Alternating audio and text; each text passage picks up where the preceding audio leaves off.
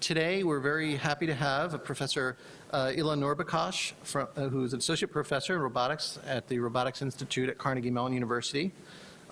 He was on leave in 2004 at NASA Ames, where he served as the Robotics Group lead. He received his Ph.D. in computer science from Stanford University in 1996. He's co-founder of the Toy Robotics Initiative at the Robotics Institute at Carnegie Mellon. Today, his talk is on robotics and community for learning and exploration. In his talk, he will describe two major community building projects at the Toy Robotics Initiative at Carnegie Mellon's Robotics Institute. Illah, thank you.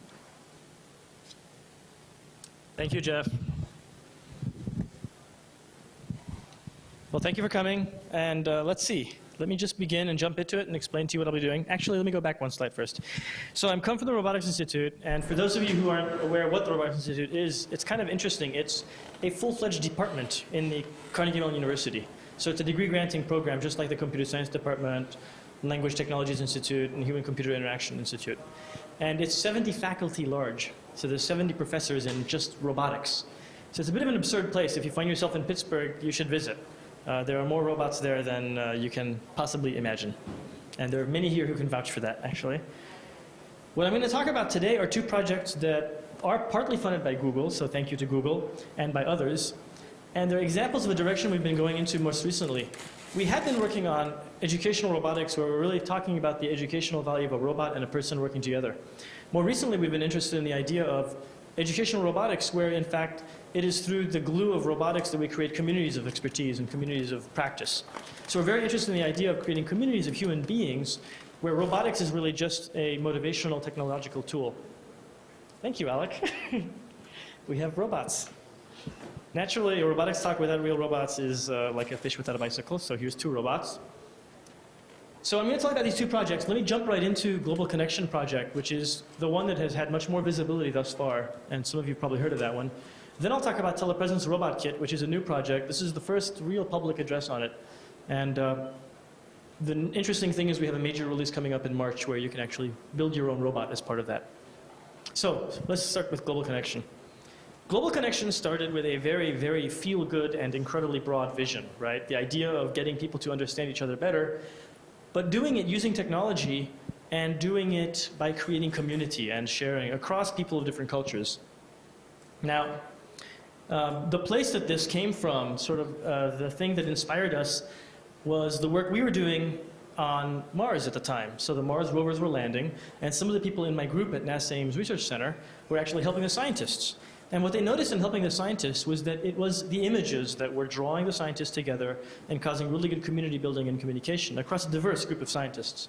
So in a way, images were becoming a highly explorable and very interesting phenomena for group education. And the other picture I'll show you, and before I go back to words, is kind of interesting because this is the single most popular picture ever taken during the Apollo missions. This is the last picture taken during the Apollo missions. And the irony, of course, is that this is a picture not of the moon. So the most popular picture taken during that whole set of missions was a picture of us.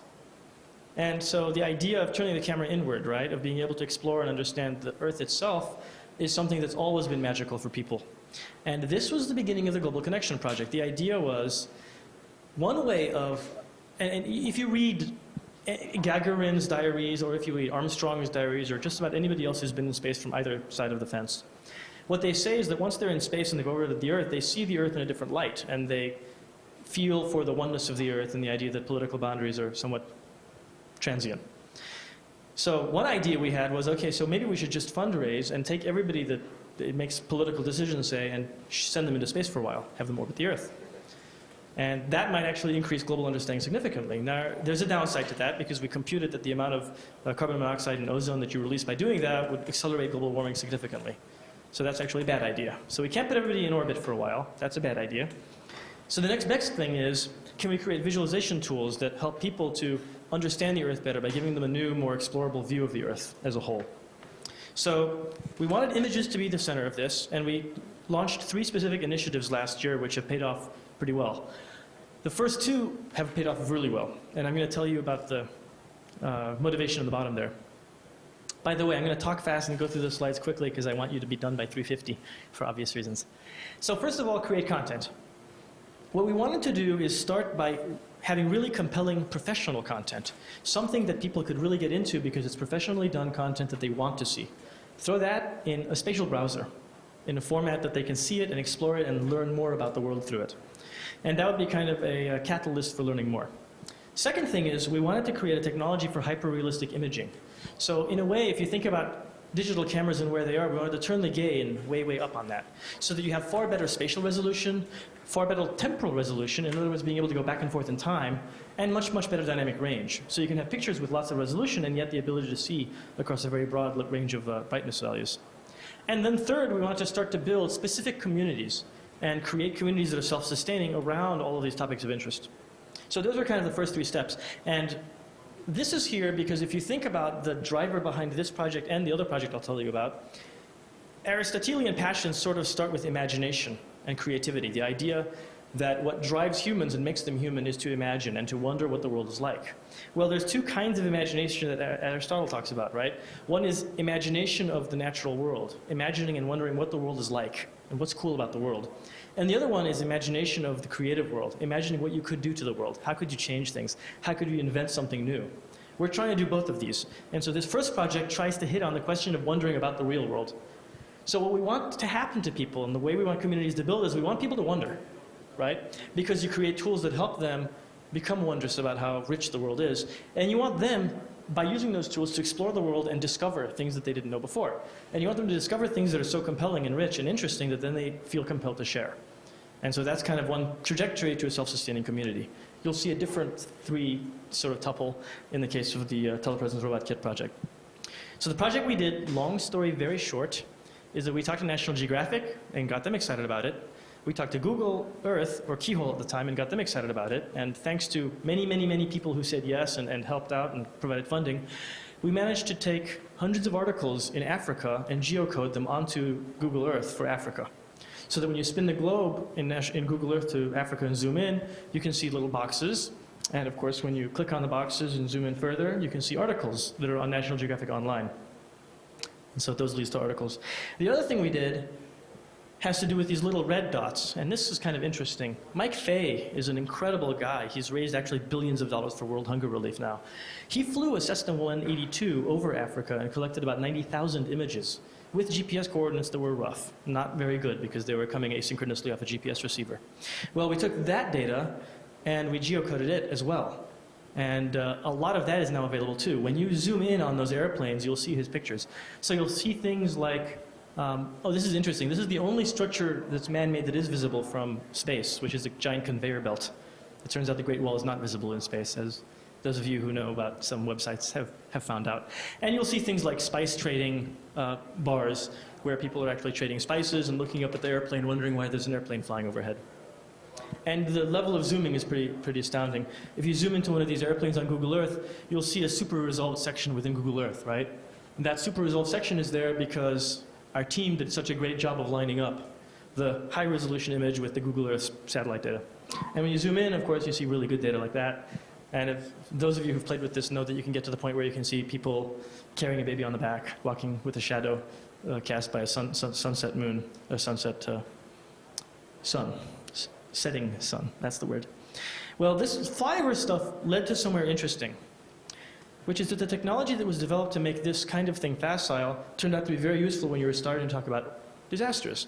And so when the hurricanes Katrina and Rita happened, and again when the earthquake happened, it was a great time, and we were very lucky to be in a position to actually take thousands of images that were much more recent images post-disaster and overlay them onto Google Earth. And that's turned out to be a really useful tool. These are examples of some maps that we've overlaid onto Google Earth that are recent maps and helped disaster relief workers and logisticians in Pakistan plan routes and figure out which villages they can go to and how. And I guess there is a story I wanted to tell about disaster aid that very, very briefly. The story that's interesting to me is that there was real demand. So federal agencies were coming after Google and then coming after us and saying, look, please do this overlay for us. And there was supply. It turns out there was a whole network of people who wanted to be part of a community helping with disaster relief. So a lot of people who were looking at the television, reading the newspapers, learning about the disaster, were reading this going, I want to help in some way. How can I possibly help? And so it turns out a number of people were actually acting as clearinghouses, collecting data from various sources and creating a fusion of data from several sources, such as a map from here and a word description of a problem in a specific village, and then locating that using Whirlwind or using Google Earth or any other tools. And so, and the last thing but not least, there was a set of eager technology that we've noticed. So just as an example, very recently we've been approached by the biggest cell phone company in the world. And what they say is, we have, and I've forgotten the number now, 15 million users who have video cameras and very, very high bandwidth connections. How can we make sure that whenever there's a disaster, anybody with those cell phones can snap pictures and overlay them automatically into your system? Because we can triangulate within 10 meters using the radio towers.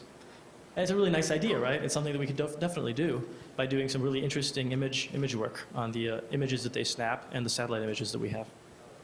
So disaster aid seems to be one really good example of a community that has been born completely asynchronously, chaotically, and will definitely last. Now, those were all sort of detours from the original task, which was we wanted to use images to explore, but we wanted to create tools so that images are hyper-realistic. So we wanted images to be, in a way, much more realistic than they are today. So let me tell you, kind of pitch you this idea and then show you the results. So the idea is we want images to contain so much information that, as I showed you that kind of Aristotelian passion direction, we want your act of looking at the image to be filled with wonder. And we want you to spend so much time with the image that you discover things in the image nobody else has seen yet. So imagine an image that's so rich that it could do that. And then we want that discovery to be the thing that leads to sharing, to the desire to share it with other people. So that's what we want to do. And the thing that we started doing, and again, like everything I'm talking about today, none of this is actually crediting me. This is all the students and other colleagues that I have. I just get to talk about it. Gigapan is this really neat thing that Randy Sargent came up with on our team. So the idea is it's two very inexpensive stepper motors that in a very clever way are micro-stepped using a very inexpensive chipset that's off the shelf. And the result of this is you can take any old digital camera, attach it to this base, and then over a USB connection, the computer commands the USB camera to fully zoom in optically, and then take hundreds of pictures and stitch them together. And do this many, many times. So if you can put this on a tripod, put it outside, and do this over and over again for the period of a year. And we have done this. And what's exciting about this is the chipset that we have, the board that we have, fabbed and evaluated, and the stepper motors, and the mechanism itself, all add up to about 40 bucks. Now, if you look at Michael Jones' Gigapixel Imager, which he has 2 or 3 of here at Google, those are from U-2 spy planes, and they each cost about $12,000. And there's very, very few of those in the world. So the idea here is, this is also a Gigapixel Imager. It's not as high quality as that, but it's a lot less than $12,000. And we can publish an open recipe so that anybody can build this. And that's kind of exciting. Let me show you a quick demo just to give you a feel for what it means to have this kind of explorable image.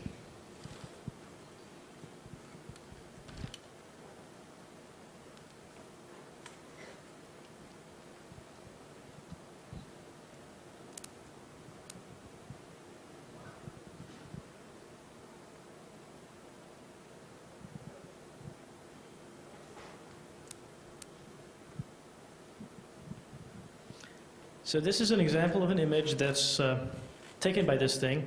And this is pre-stitching. So there's no stitching technology yet that's run on this. And you can see that there's a lot of data there. Explorability, in a sense, means that you have sort of hyper-resolution. What I'm interested in is the idea that you can not just zoom in, but you can zoom in to a degree that's kind of unheard of with a regular picture. This happens to be about a 1 gigapixel image. And so you can really go in and see the leaves here.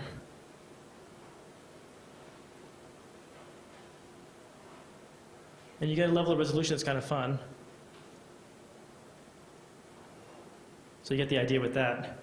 And doing that in all different directions, even in this backyard of Randy Sargent's in Palo Alto, is kind of fun because you'll find blueberries and such. Now, remember I talked about temporal resolution. I want the idea that pictures become explorable in space but also in time. And so if I can get over there, without seeing my screen, I have one little example to show you of temporal resolution over the course of about 9 months of data. Boy, this is hard without looking the right way. I'm playing a mapping game here.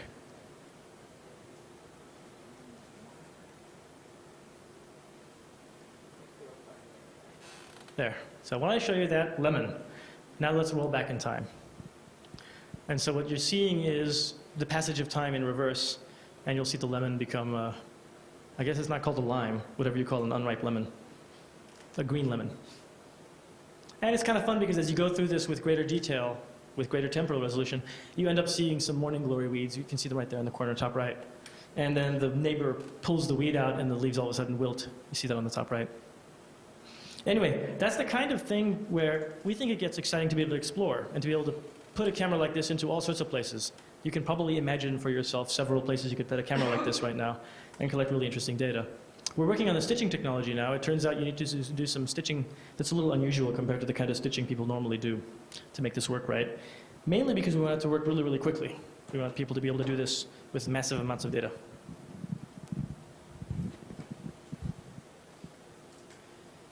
So that's the end of a brief introduction to global connection. Let me tell you what we're up to next so you know how to track this. For those of you who've been at NASA before, and there's several in the room who were at NASA before they came here, you can appreciate how hard this is, but we got a Space Act agreement on this, which is kind of cool. It's this collaboration now between National Geographic, Google, CMU, and NASA that officially allows NASA to give us resources, images, data, servers, and people. So that's kind of neat, and it's for free. One exciting thing that's happening is we've done Africa, as you can see if you go to Google Earth today and spin there. And by the way, something that blew us away was the idea that Michael Jones and Alan and Matt and everybody on Google Earth team made it the default layer on. So everybody that had Google Earth immediately when they spun to Africa could see this stuff, and we're really proud of that, and that's just a really neat thing. But the good news is that's being expanded. So you'll be able to see other parts of the world geocoded, and you'll be able to see other kinds of data other than National Geographic data geocoded. The other thing we're trying to do is we're trying to launch an international infrastructure for disaster visualization. It turns out the disaster stuff has worked really well. And you know, we had a period of time where a major flood hit Pittsburgh, the building in which our server is housed, which is serving, I think, 1 terabyte of this data to international relief workers now, a day. And it turns out that this was a big problem because we started getting phone calls from Pakistan. And that was kind of neat, right? Because that tells us, okay, they're actually using this stuff. So now we want to go after the idea of creating infrastructure for this kind of disaster visualization. The exciting thing we're doing is, hopefully in about 3 months, is we're going to do an open recipe release of Gigapan so that you can build one. So there'll be a list of digital cameras that are supported, all the source code will be there for the driving it, and the stitching software, and the directions for how to build yourself one by going and buying parts from various hardware stores.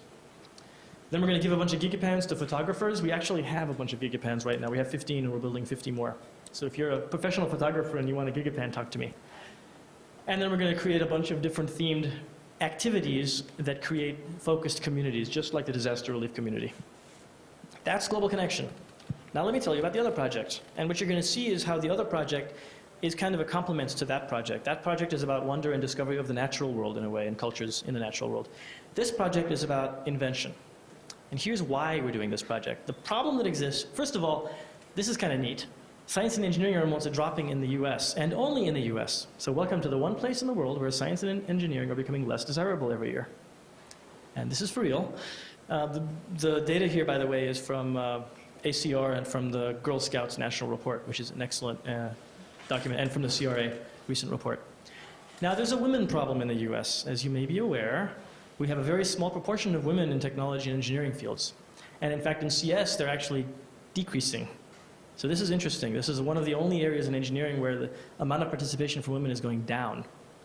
And what happens, I'll let you read this yourself, but what happens in narrative form is that some of the analysis that's been done in this area indicates the following. The concept is that women are really excited about technology insofar as technology is a tool for something that they deeply care about. Men seem to be satisfied often, this is rash stereotyping, of course. Men seem to be stereotypically happy to invent and create technology for the sake of the technology itself. And so a lot of time what will happen is in middle school, women are actually perfectly happy using technology, such as instant messaging and blogging. But by the time you get to high school, they're asking, well, what is this for? If I'm going to take Intro to CS, why bother with Intro to CS? What kind of tool is that for the things I care about? And so what we've been working on is an idea that, in fact, what you need is the ability to create a sense of purpose for the technology. And robotics turns out to be a really nice way to do that, because the concrete, grounded object which you can actually program to do interesting physical things with you. It can interact with your sister, it can interact with your brother, it can take environmental readings for you and report on the pollution levels over the course of the day. So it's a sensing and actuation device. And when I say robot, I mean much more than a Mars rover-like device, but in fact, any device that senses from the real world and actuates into the real world again. So we've done a lot of testing now. We've got more than 200,000 children using these robots at museums across the world. And the results of those testings have been somewhat promising. The things we've seen that are interesting in classwork with these kinds of robots is gender retention. We're having people come in with statistically significant reports of lack of confidence in using computers, and the rate at which they increase their confidence in using computers is statistically significantly higher than the men. Why is this happening, you might ask? Well, what's happening, and this is kind of funny, but in many of these courses, the women are programming the robot to do a task, such as navigating the building and getting somewhere and delivering a message to somebody. Well, the way they do it is they talk as a team, good at talking. They come up with a solution, they run it, and as it fails, they run it again, and they look at it and they scratch their heads and psychoanalyze the situation and do better, because they understand how the robot is interacting with this complex real-time world, the real world. What do the boys do? Well, they program the robot together, they run it, and as soon as it turns the wrong direction and crashes into something, they stop it and change the code in 3 places and then run it again. So they just keep trying to change the code to see what will happen. And although this may work for simple computer programming assignments, it doesn't work in robotics because the system is too complex and too deeply embedded in the physical world. And so observation and the ability to take on the robot's point of view turn out to be incredibly important. So this is not really gender specific. And the point is that you want everybody who doesn't have a sense of empowerment over technology to feel much more empowered toward technology. But having said that, just looking at statistical analysis of words, when we interview people and have them tell us, what do you expect to learn this week? When you ask them this question in, say, a computer science robotics class, they report programming and mechanism, which makes a lot of sense. After all, robots are computational systems, programming, and mechanism. Week after week, if you ask them what things they learned that week and code that, what you get is teamwork, problem solving, identification with technology, robot point of view, far, far higher ratings than you originally would have expected. This is exciting because this means that there are lifelong learning lessons that are to be had in interacting with this particular robotic complex system. And so it's much more than just learning how to use a robot. It's about learning how a complex system works and learning how to put yourself in its point of view. So that's the introduction. What we're doing with Turk, I'm doing good, okay. We're doing with Turk is trying to create a new way for throughout the educational pipeline, middle school, high school, community college, college, and adult, a new way for people to be creative with embedded technologies. So we want you to be able to dream up something that you want a system to do that has sensors and actuators, and to be able to build it with great ease. We want it to be really easy for you to build this thing and realize your vision and then share it with others. So it's about community building, but it's also about you being able to do some absurdly cool, creative things that you can't do today unless you know a whole lot about PIC programming and about sensors and about how to connect something to the internet, say. So if you think about the Aristotelian passions, what we're getting at is the complement of wonder, ingenuity. And ingenuity, the root of engineer, is all about the idea that you start with creativity. You start with the idea that I want to do something different than what I can do today. And so first of all, I need to give you an intuition for what's possible. What could you do that's creative and different from what you can do today? Then I want you to be able to actually realize it. So it has to be easy enough to use that you can actually build it and then share it. And so what we're expecting is you can create a different kind of community. Now, in a way, this is like saying we want to create the ultimate LEGO Mindstorms kit. Yes, LEGO Mindstorms just announced a new kit, and it has the same problems the old kit had. It doesn't have vision, it can't see the world, and it's not wireless. So what we really want to do, we want to create a LEGO Mindstorms kit that you can build with, but you're not building out of Legos, you're building out of stuff that can last. So if you want to make something that lasts all week or all month, you can. And we want it to have vision, we want it to see the world and react to the world appropriately, and we wanted it to not have a ceiling. We want you to be able to get as sophisticated as you want on it. So this is a very, very ambitious goal. And there's a lot of thrusts in this work, and so we have a very large consortium of funders and people who work with us on this. The first thing we've been doing for a long time now is a national survey of computer science 1 courses, actually 0 and 1 courses, across the US, and a survey of all the textbooks that are used, or rather the top 15 textbooks that are used in Intro to CS. Another thing we're doing is developing a new kind of electronics package. The project's called Twerk, so naturally the electronics package is called Quirk. The electronics package is actually about to be released, so that's something I'm going to spend a lot of time telling you about. Another thing we're doing is creating a reference design library. It's a set of recipes, like a cookbook on the web. The recipes are step-by-step instructions for how you can buy off-the-shelf parts at places like Home Depot, and in about 4 to 5 hours build a robot. It's a series of recipes that are reference designs, so that once you've done 2 or 3 of these, you can be very creative and feel empowered about building any kind of robot you want. Again, The word robot is used loosely here. I mean any device that senses from the physical world and actuates based on that. And we're doing a lot of curriculum design and then pilots throughout the educational pipeline across the country. So the national survey, just to show you a feel of spread, those are the schools across the country that we're surveying. In terms of recipes, we're doing a lot of different recipes. Right now we're doing test builds of students at CMU. So we're taking students who don't have mechanical aptitude and having them actually build the robots. And we're having them build this robot right now, which is the base of a large fingered robot. That's about a human height robot. It's fun to have them build these kinds of robots because we do interviews with them along the way. And what we're discovering, which is exciting, is that during this 5-hour project of building using just hand tools, they're actually going from a, I'm not sure I can build this, I've never built something before, to at about hour 2.5, this is fun. I wonder if I could build something else that uses this mechanism in thus and such way. That's exactly what we want to see, and luckily we're seeing that. Really, really simple for those mechanical people amongst you. For instance, you want the gear train to be easy, but you want to teach people something about mechanical elegance and simplicity. So it's a friction drive mechanism. There are motors that have an eccentric axis. So you just put a hole in a piece of wood, and now by spinning the motor, you can offset the axis exactly the right amount to get the right thrust against the wheel. So really simple things like that. Now let me tell you about the controller, and this is the latter part of the talk. I'm trying to finish early so that before 3:50 people can actually ask some questions. So the challenge, and this is the hardest part, okay? Just be clear. Curriculum is really hard. Putting this into the pipeline is hard, but the good news is we have friends across the world that are interested in this kind of thing, if you could pull it off. But how do you build a really affordable processor? You want it to be 32-bit, you want it to have floating points so you can do lots of cool things on it. You want it to be wireless right out the boot, and you want it to have a webcam on it. Obviously, you want digital and analog inputs and outputs. Now it gets a little tricky. We want you to be able to take any motor and hook it up to the system. So that means it's not good enough for you to have to use a Pitman motor that's $120 with a special encoder. We want you to be able to buy a drill from Home Depot, take the motor out, and just use it as is. No encoder. And that's possible using something called back EMF that we've been working on. We want you to be able to control lots of servos so that you can make a face if you want to and have the face smile, or a multi-legged insect that walks. And we want the thing to be incredibly power efficient so that it lasts for 12 to 15 hours on a charge. Okay, and you want it to be about $100 bill of materials. So that's the goal. One way you could go about this is you could say, okay, cool, we're going to use sort of a commercial off-the-shelf approach of a mini ITX, sort of an embedded PC. The problem with that approach is that's not a robot controller, that's just a PC. So even if you do this and you have your mini ITX, you still don't have analog inputs and outputs all done. You can't control the servos without putting massive numbers of timers on this thing. And you certainly don't have the back EMF control or the power switching regulation system or the MOSFETs to amplify for the motors. So you're missing a whole bunch of things that allow your box to connect to the physical world. And that's the part we care about. So first of all, I'm going to argue an ARM is much more attractive than this mini ITX kind of solution. It turns out ARM 9 cores are very good. They can run Linux. The entire ARM 9 solution we have is $50. So that's an ARM 9 running Linux with everything else that you need except for the robot input and output. And it consumes far less power than the ITX, so the idea of running all day is entirely possible. But you still need the I/O.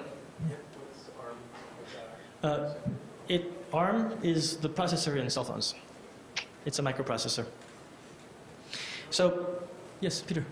What if you assume that they have a laptop and you just put Wi-Fi on it and the computing on? We are assuming that many people have laptops, but we want the robot not to have their laptop on it.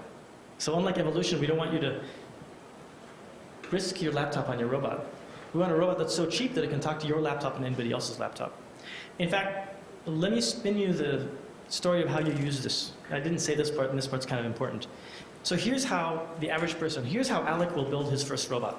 He will go to the website, and he'll choose amongst the recipes. He'll order one of these black boxes. This costs about $200 retail. So he'll order the black box, he'll go to the website, get the recipe, build it. It takes about 4 hours. Once he's built the recipe, he plugs in the plug into the black box, turns it on. Once he turns it on, green light comes on the black box, and at this point he goes to a web browser and goes to our website at CMU, and he can now see his robot, he can control it, he can write a kind of program for it, or he can just drive it around teleoperationally. So the idea is that in fact the thing is on the internet, but it's using a microprocessor that's very low power, much longer than your laptop will, but you can talk to it from any computer anywhere. So that's the goal, and it's pretty exciting if you can actually pull that off. Well, let me jump to the solution. What robots really need, in a way, is something that can do the closed-loop motor control, something that can deal with the power management. And the problem is, when you think about what a robot does and what a robot contains, the mistake people make is often they end up doing a lot of what could be done in hardware, in software, for the robot's sake. And this is unnecessary and expensive. So the solution we propose is you use an ARM9, which is much less powerful than the Mini ITX, and you add a robot ASIC. Now, what's a robot ASIC? What's a great ASIC for a robot? The answer, the thing that is interesting about robotics, is that we can use something that is really customizable as you reconfigure the robot.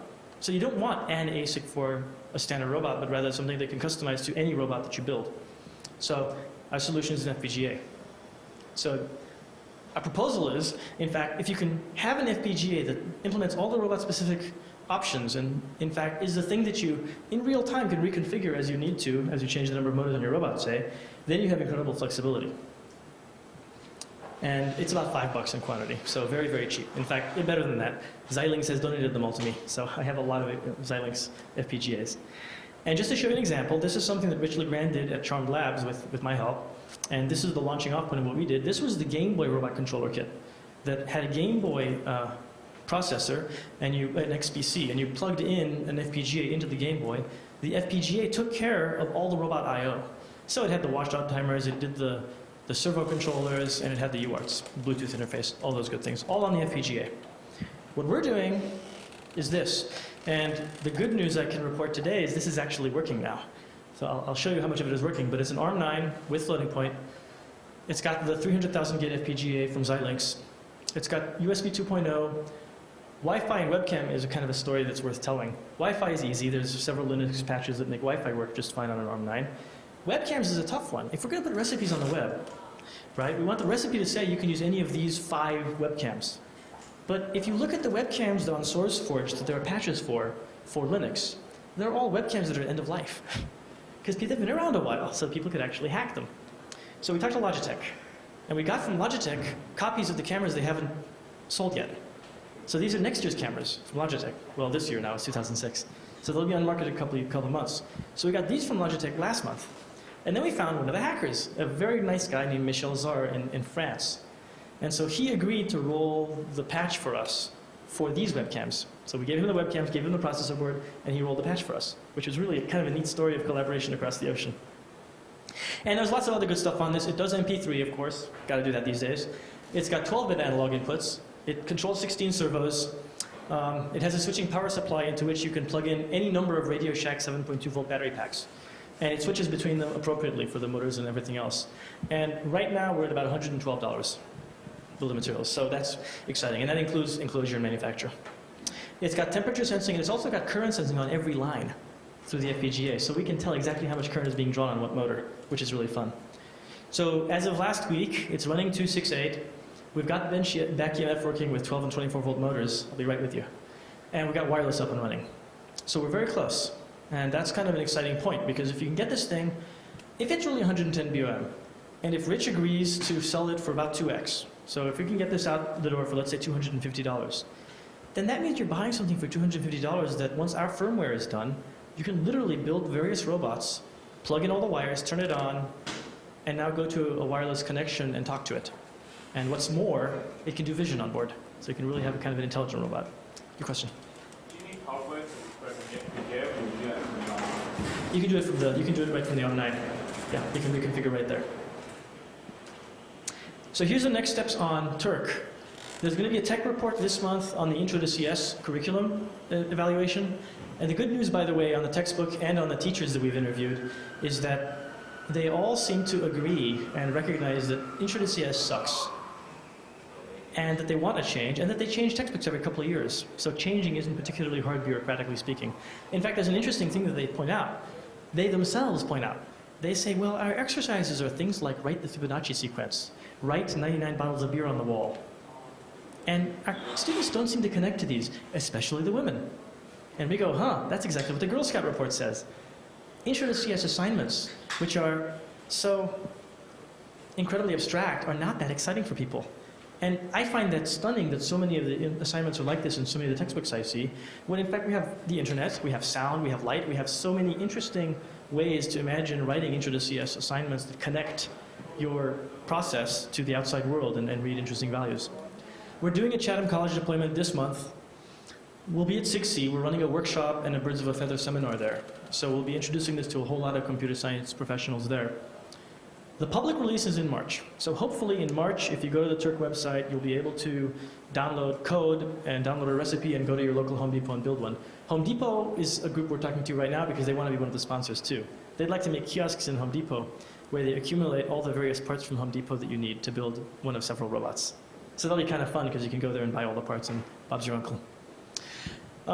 We're going to also be running the Grace Hopper Saturday workshop. So if you're going to the Hindenburg Borg Foundation's Grace Hopper series, we'll be there and we'll be doing a full clinic on this and giving away Turks there as well. And then we'll be launching at 5 schools in September. And we already are running curriculum at Columbia, CMU, and Verona. Carl DeSalvo is an interesting fellow. He's a robotics and art guy. He's going to be going to art workshops. Art, as you may know, are serious early adopters of technology. And so the art community is really excited in this kind of thing because you can imagine what they can do with something that's internet connected and controls all their motors for them. And last but not least, I'll tell you very briefly about these two things. They're in brackets because we're still in the middle of getting funding for those. The good news is the rest will happen, so we have enough funding for it. But those two are interesting. If you look at what, 60 seconds. If you look at what girls undergo in middle school versus high school, in middle school it's about identity of self. So they're really interested in the question of who am I? And in fact, journal writing and blogging are somewhere that people put a lot of emphasis. If you look at high school, it's my identity with respect to my community. How can I be a member of a friend group, and how can my friend group have impact on something I care about, like the environment, like politics? So what we're doing for middle school girls in 10 seconds is we're creating a robot diary system. So it's a set of recipes for Home Depot that build a robotic flower. As you write your blog or journal, the emotional content causes your flower to do various kinds of choreographed dances, play music, and do light shows. And you can share this with your friends. You design all the choreography, and you design how it shares with your friends so that they can see how you feel today. For high school, we're doing a SensorNet program. So the same black box becomes a sensor that reads carbon monoxide, ozone, and a number of other fluids. And you connect these in a network in a city, and you're challenged not only to fuse the data together, but to create public pieces of art that are kinetic sculptures that demonstrate to the public what's going on with environmental quality in their area. So that's kind of a fun idea, too. So the last slide is the thank you slide. All the real work on Global Connection is done by Randy Sargent and company. All the real work on Turk is done by Emily Hamner and company. And we have a lot of collaborators right now around the country, and the funding, as you can see, comes from diverse sources and keeps growing, which is great for us. Okay, thank you for your attention. You have 2 minutes before 3:50, and you're welcome to ask questions now. Thank you. I forgot to tell you one very important thing. March is when the Turk gets released. Before March, these are here now. These are personal exploration rovers that are programmable in the same way that Turk will be programmable. So if you want to program a robot for any reason whatsoever, these have cameras on them, they have rangefinders, and they move 4 times faster than the Mars rovers on Mars. So they're even faster than those robots. These are per turbos, technically speaking. We've provided them here to Dan Clancy, so he has access to them here. And if you want to program a robot, just email me and we'll get you set up with one of these, and you can program away. You can take it home and program it all you want. And it has wireless on board, everything. So you're free to use these. They're on indefinite loan to Google. Yes? When you say they'll be available in March, what's going to be available? What will be available in March is you'll be able to buy the controllers from charmedlabs.com and probably a couple other companies. You will be able to go and download recipes that show you what parts to buy to build robots, and there'll be at least 3 recipes up. Robotic flower, which is kind of a desk art piece. The QuirkBot, which is a very simple robot enclosure that fits onto the processor itself. So the processor becomes a desktop robot with a camera on top of it. And ShenBot, which is a tallish robot with a prismatic arm that can push buttons in an elevator, so you can use an elevator when you're not there. A very useful thing to do, right? With a large two-wheel platform on the bottom. And that's more of a human walking speed style robot. So our litmus test was we want a robot that's good enough that it can use an elevator. Because that requires simple manipulation and vision. And if you can teleoperate it and do that, that's kind of fun, right? Because you can travel around and visit people when you're not there. How much would something like one of those cost? I can build 40 of these at a time for $160,000. So these are much more expensive. It's $2,000 a piece, right? $4,000 a piece. This is the problem with robotics. In general, robots that are sophisticated cost a whole lot. The amazing thing is the QuirkBot, the parts will cost you $80 plus the board, which will cost you about $250. And yet it's got vision and it's wirelessly connected to the outside world. So it's because of the ARM9 and because of the FPGA that we're achieving such a price. These have a Stargate processor in them that Intel gave us for free. So Intel gave us 160 Stargate processors. That's why these exist. But that Stargate processor is it's an ARM. It's an ARM core, but that Stargate board alone, which you can buy from Crossbow, costs I think $900. And that's without the power modulation. And of course, that's just a board. It doesn't have the robot stuff on it, right? It doesn't have servo control or motor control. Yes? So you mentioned Lego's Mindstorm earlier. How compatible is the Lego's Mindstorm? Are you making any effort to? Once they've claimed that this time around they're not going to be secret. They're going to be open, right? If they give us an open architecture, I will make this compatible right away because it's a no-brainer. That way people can also build out of Lego and control it from the Quirk controller instead of the Lego Mindstorm's controller. They're really interested in educational stuff. Oh, yeah. MIT's already using them, and a lot of places are already using them. So you can take your Lego robot and everyone design. Yeah. You basically put your Lego robot on the web with camera. Yes? So you mentioned that the CSO lens was mostly stuck. What are you going to do about fixing that? There's one good one we found. There's actually two good ones. One is called something like a head-on approach to CSO1. It's by two researchers at Sun who wrote it together. They've written a million books together. This one's the best one. One thing we're going to do is approach them and see if they're willing to write a new version with Turk in their book or on a companion lab volume. But even if we don't do that, what we're going to be doing is publishing on the web a series of exercises that go with various CSO1 books. So we've looked at the modules that exist, and it turns out intellectually the presentation material is pretty consistent. So we can very easily come in a surgical way and propose certain exercises with Turk along the way that we think will make it a much more exciting class, especially for women. Do you consider doing like a wiki-open source approach to really full? We've considered it. We want to start with something surgical, and then if it catches on, if we get good evaluation results with our educational work, then yeah, we want to do the whole thing. That would be ideal. But we should find a CSO1 author to do with that. That's the best way to go. Okay, thank you for your attention.